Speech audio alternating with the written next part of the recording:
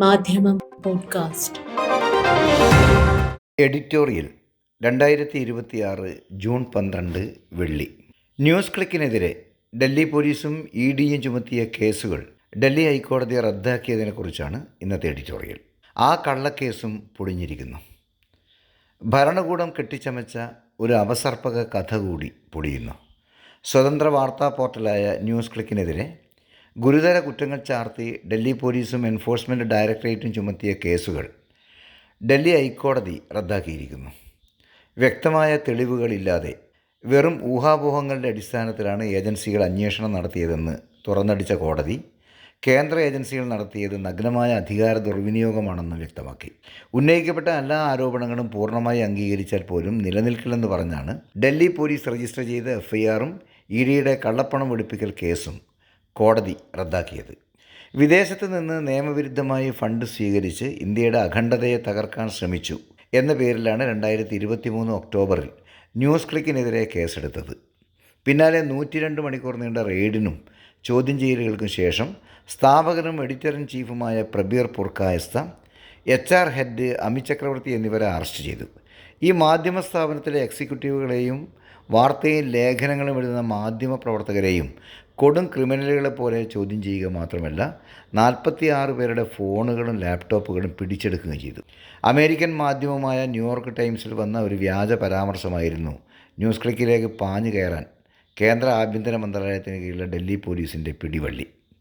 മതസ്വാതന്ത്ര്യ ലംഘനം, പട്ടിണി, ന്യൂനപക്ഷ പീഡനം തുടങ്ങിയ വിഷയങ്ങളിൽ വിവിധ അന്താരാഷ്ട്ര സർക്കാരിതര സംവിധാനങ്ങൾ പുറത്തിറക്കുന്ന സൂചികകളിൽ റാങ്ക് ഇടിയുമ്പോൾ വിദേശ ശക്തികളുടെ സ്ഥാപിത താൽപ്പര്യമുള്ള റിപ്പോർട്ട് എന്ന് പ്രതികരിക്കുന്ന കേന്ദ്ര സർക്കാർ ഒരു വിദേശ പത്രത്തിലെ വാർത്തയെ ആധാരമാക്കി മാധ്യമ സ്ഥാപനത്തിനെതിരെ നടപടിയെടുത്തത് വൈരുദ്ധ്യമായിരിക്കാം. എന്നാൽ യഥാർത്ഥ കാരണം അതൊന്നുമല്ലെന്ന് വായനക്കാർക്കും മാധ്യമ സമൂഹത്തിനും അറിയാം. അതിലുപരി ഡൽഹിയിലിരിക്കുന്ന അധികാരികൾക്കും. രാജ്യത്ത് നടക്കുന്ന മനുഷ്യാവകാശ ലംഘനങ്ങളും അതിനെതിരായ പ്രതിരോധങ്ങളും സംബന്ധിച്ച വാർത്തകൾ നിരന്തരമായി നൽകി വരുന്ന മാധ്യമ സ്ഥാപനമാണ് ന്യൂസ് ക്ലിക്ക്. 2018 മഹാരാഷ്ട്രയിൽ നാസിക് മുതൽ മുംബൈ വരെ നടന്ന കിസാൻ ലോങ് മാർച്ചിൻ്റെ ഓരോ ചുവടും അവർ വായനക്കാരിലെത്തിച്ചു. കോവിഡ് പ്രതിസന്ധിയെ അനാസ്ഥയോടെ കൈകാര്യം ചെയ്ത ഭരണകൂടത്തോട് ചോദ്യങ്ങൾ ഉന്നയിച്ചു. 2020 ഡൽഹിയിൽ നടന്ന കർഷക സമരം തലവേദന സൃഷ്ടിച്ച ഘട്ടത്തിൽ ഭരണകൂടം കണ്ണുരുട്ടിയതോടെ മുഖ്യധാരാ മാധ്യമങ്ങൾ പിന്മാറിയപ്പോഴും സമര വിജയം വരെ ഈ ചെറു സ്ഥാപനം കർഷക പക്ഷത്ത് നിന്നു. അതുതന്നെയായിരുന്നു ഭരണകൂടം നടത്തിയ വേട്ടയാടലിന് പിന്നിൽ.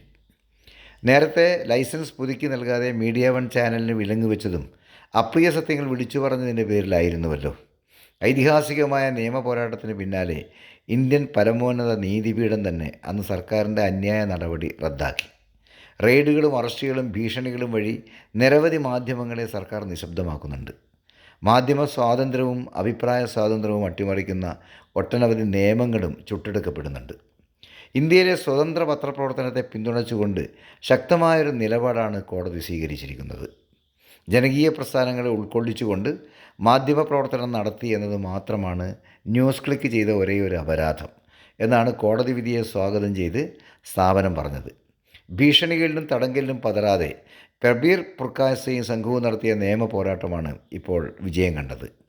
എന്നാൽ എത്ര സ്ഥാപനങ്ങൾക്ക്, എത്ര മാധ്യമപ്രവർത്തകർക്ക് ഇത്തരമൊരു പോരാട്ടം നടത്താനുള്ള ത്രാണിയും നിയമ പിന്തുണയും ഉണ്ടാവും? വേട്ടയാടലിനെതിരെ ശബ്ദിക്കാൻ സഹമാധ്യമങ്ങളുടെ പിന്തുണ പോലും ലഭിക്കാതെ സർക്കാർ നടപടികൾ തകർന്നു പോകുന്ന നിരവധി സ്ഥാപനങ്ങൾ ഇന്ന് രാജ്യത്തുണ്ട്. പ്രധാനമന്ത്രി പദവിയിൽ നരേന്ദ്രമോദി ഒരു വ്യാഴവട്ടം പൂർത്തിയാക്കവേ ഏറ്റവുമധികം ആ പദവിയിലിരുന്നയാളെന്ന റെക്കോർഡ് മാത്രമല്ല, രാജ്യത്തെ ഏറ്റവുമധികം മാധ്യമ മാരണ നീക്കങ്ങൾ നടന്ന കാലത്തെ ഭരണാധികാരി എന്ന പട്ടവും അദ്ദേഹത്തിന് സ്വന്തമാവുകയാണ്.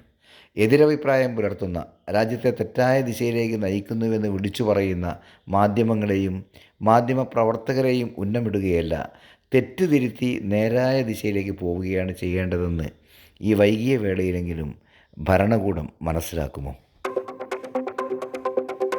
മാധ്യമം പോഡ്കാസ്റ്റ്.